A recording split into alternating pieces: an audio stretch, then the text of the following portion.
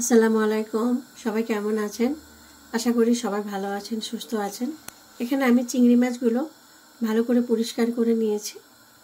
এখন আমি চুলায় ফ্রাই প্যানটা বসিয়ে দিয়েছি। এখানে পরিমাণ মতো তেল দিয়ে দেব, সানফ্লাওয়ার তেল।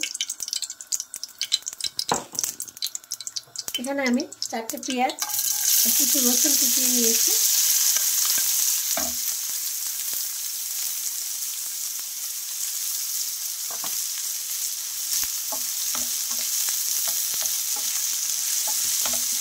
পেঁয়াজ রসুনটা তেলের মধ্যে আমি হালকা করে ভেজে নেব।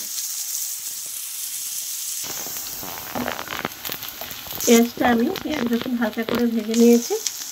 এখন এখানে আমি 1 চামচ লবণ দিয়ে দিব। এখানে 1 চামচের হাফ হলুদ, লাল মরিচের গুঁড়ো 1 চামচ আর হাফ চামচ করে ধনিয়া পাউডার, জিরে পাউডার। আর এটি হলো বাড়িতে মশলাগুলো আমি বানিয়ে নিয়েছি। ধনে, জিরে, লং, এলাচ, দারচিনি, তেজপাতা, গোলমরিচ সব একসাথে আমি, শুকনো মরিচ একসাথে আমি বাড়িতে এটা গুঁড়ো করে নিয়েছি। এখন এগুলো আমি সব দিয়ে দেব।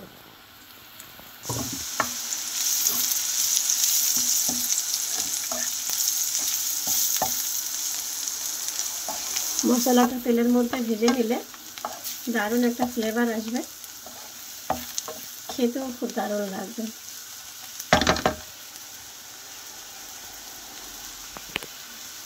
এখন এখানে আমি 2টা বড় টমেটো কেটে নিয়েছি।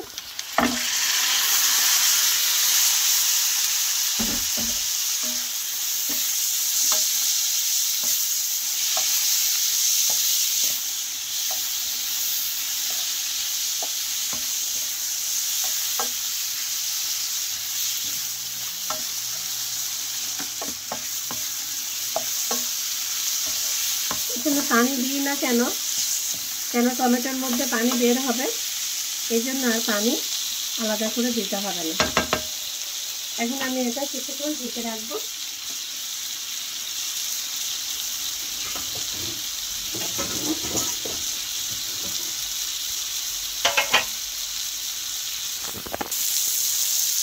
কিছুক্ষণ ঢেকে রাখবো।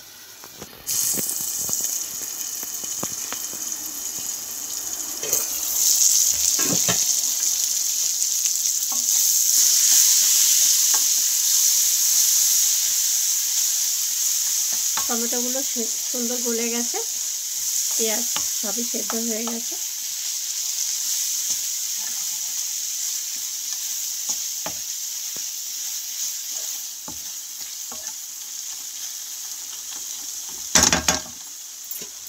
এখন আমি যে চিংড়ি মাছগুলো পরিষ্কার করে নিয়েছি এগুলো সব দিয়ে দেব।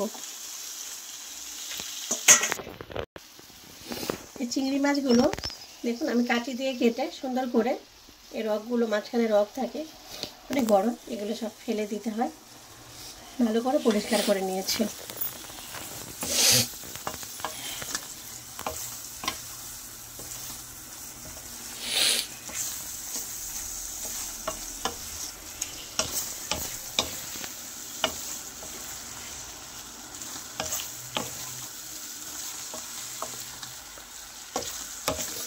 অন্য সময় চিংড়ি মাছ ভেজে নিই, আজকে আমি এভাবেই, কোনো পানি দিব না, এভাবেই রান্নাটা করে নেব।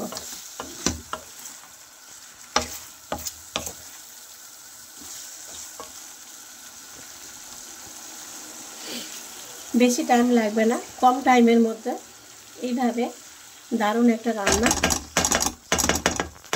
হবে। আর একবার ঢেকে দিব।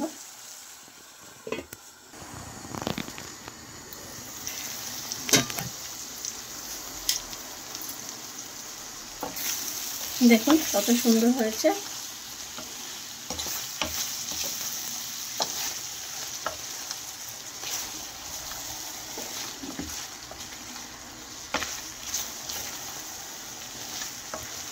চিংড়ি মাছ আপনারা এইভাবে রান্না করতে পারবেন, না ভেজেও এভাবে রান্না করা যায়।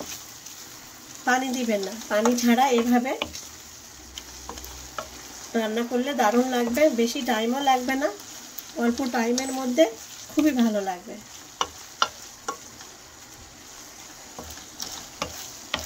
দেখুন রান্নাটা হয়ে গেছে। এরকম রান্না আপনারা যেভাবে ভালো লাগবে খেতে পারবেন।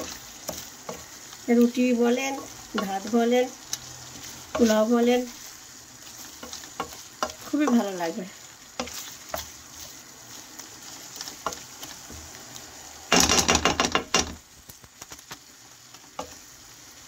এখন আমি এখানে ধনেপাতা দিয়ে দিব। সব মশলা তো আমি আগেই দিয়ে নিয়েছি, বাড়িতে বানানো মশলাও দিয়েছি, আর কিচ্ছু লাগবে না। এভাবে রান্না করে আপনারা গরম গরম খেয়ে দেখবেন, খুবই দারুণ লাগবে, টেস্টি লাগবে। ভিডিওটা কেমন লাগলো আপনারা অবশ্যই কমেন্ট করে জানাবেন। বাড়িতে এইভাবে রান্না করে একবার খেয়ে দেখবেন, খুবই ভালো লাগবে। রান্নাটা হয়ে গেছে, এখন আমি চুলোটা বন্ধ করে দেবো।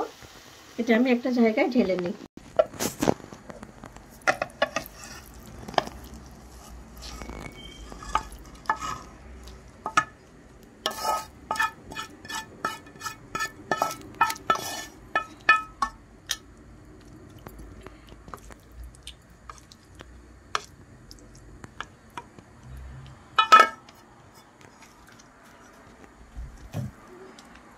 আর একটু উপরে ধনেপাতা দিয়ে দিলাম। ধনেপাতা যারা পছন্দ করেন না, না দিলেও হবে।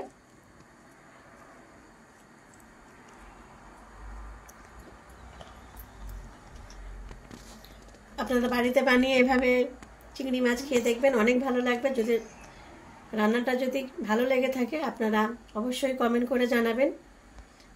যদি ভালো লাগে লাইক করবেন, শেয়ার করবেন, সাবস্ক্রাইব করে আমাদের পাশে থাকবেন, আমাদের আগিয়ে নিয়ে যাবেন। আপনারা অবশ্যই বাড়িতে বানিয়ে খেয়ে দেখবেন আর কমেন্ট করে জানাবেন ভালো লাগলো কি না।